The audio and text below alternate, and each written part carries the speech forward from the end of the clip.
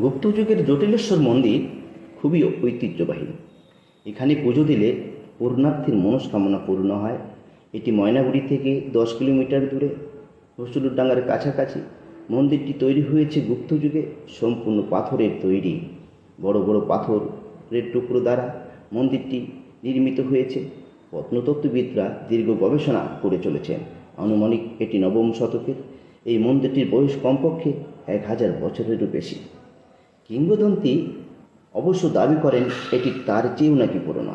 দাবি করেন মন্দিরটি 320 থেকে 600 খ্রিস্টাব্দের মধ্যে তৈরি হয়েছে। প্রতি বছর শ্রাবণ ও ফাল্গুন মাসে এখানে ভক্ত সমাবেশ ঘটে। ঐতিহ্য খানিকটা মুছে গেলেও এই মন্দির জটাধারী শিব ভক্তদের কাছে খুবই প্রিয়।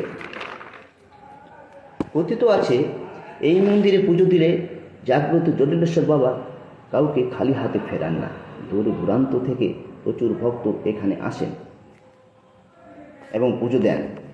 এটি জল্পেশ মন্দির এবং এই মন্দির বা জটিলেশ্বর মন্দির, তার যে দূরত্ব 5 থেকে 6 কিলোমিটার হবে।